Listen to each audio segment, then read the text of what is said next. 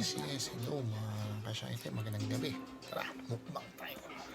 Meron tayong taksiw na bangus at patis at kanin. Tara, kain mga kasyente. Kaya dyan lang muna yung dalawa na yun, dyan lang. Tama, damay na nga isa oh. Eh, ba't binabaan nila? May tao nga Hindi nga pwede madadamay nga eh. Ayan o, binaba nila ayun o. Wala na ibabayad kasi may tao nga doon sa nakasakay.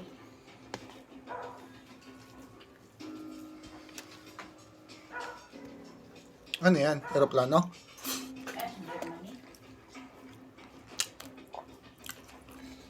Hindi, yung Freshwell, nasunog. Doon pa naman sa gitna, sa taas.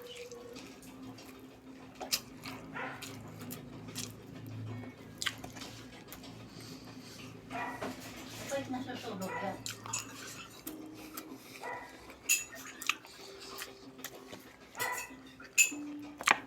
Bakit pag nanigarilyo siguro? Bakit? Wala namang ano ka.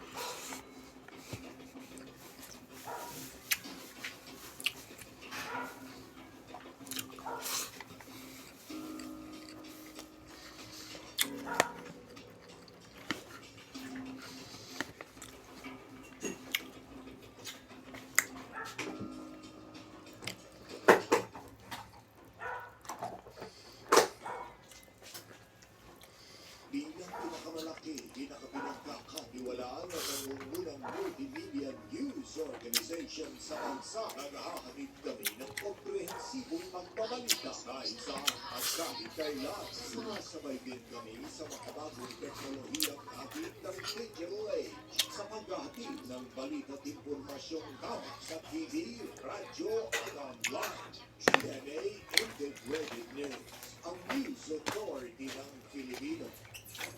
Ay, ang title nito, Mata-Mata Acting. Gets mo na? Yes, sir. Gets mo na kung anong gagawin dito. So, kailangan mo lang to act out these famous movie lines, pero dahil magaling ka sa mata-mata acting, sabihin mo ang mga ito with your eyes only. So, mas dramatic, mas maganda. Lapit tayo ng kopi sa camera para talaga ipagkita natin ang mga mata. Okay. Ito, sabihin mo to. Kasi, you are nothing but a second rate copycat. Okay, go. You're nothing but a second-rate, trying hard copycat. Oh, grabe kasi yung galing ha.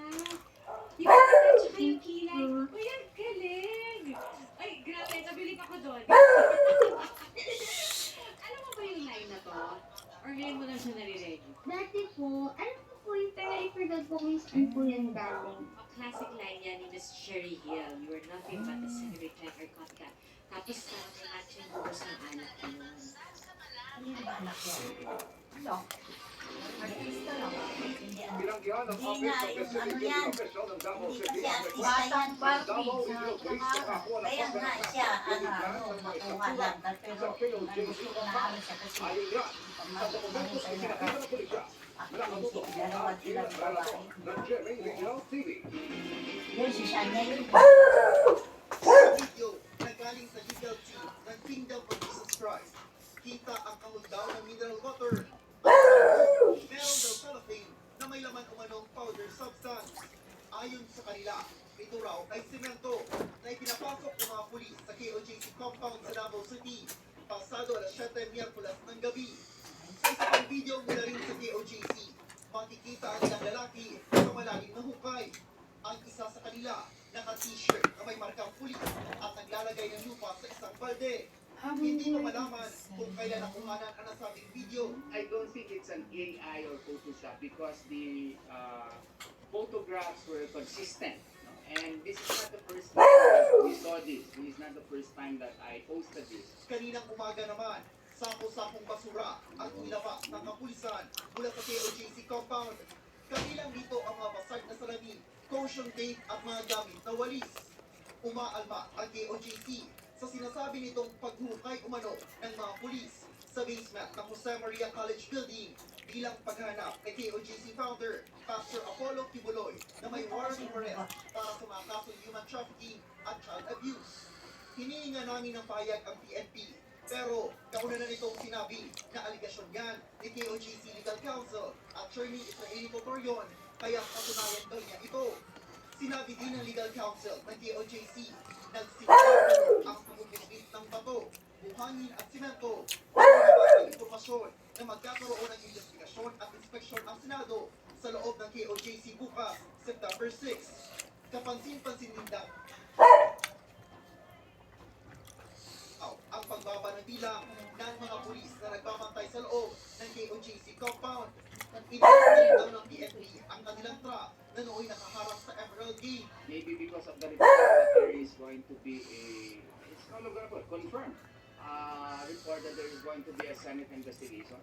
There is a great reduction of the number of the police now in the compound. Ayon sa Police Regional Office 11, handa silang umarap sa pagdinig sa Senado.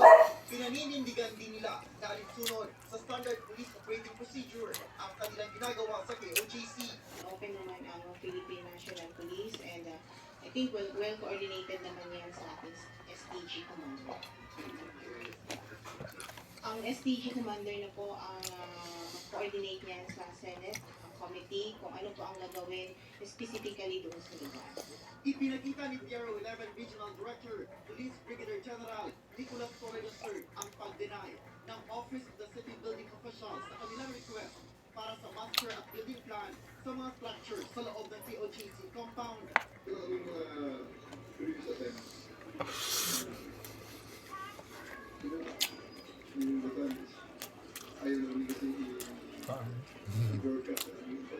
Pero ayon sa Bokbo, mag-grant lang daw ito kung may balidong kautusan mula sa korte. Samantala, sagot ni Attorney Torio hinggil sa kasiguruhan ni General Torre na nasa loob pa ang mga target personalities. They have already made intrusive searches in all of the nooks and crannies of the KOJC and DMC. Only a fool and a stupid person would persist in his idea that he is correct. Mula sa GMA Regional TV at GMA Integrated News, Argil Relator, nakatutok 24 oras. Magsisimula na ang matinding tapatan sa hardcourt para sa makasaysayang ika-100 taon ng NCAA. Sa pictorial pa lang, damang-daman na ang pananabik ng mga student athlete. At nakatutok si JP Sorian.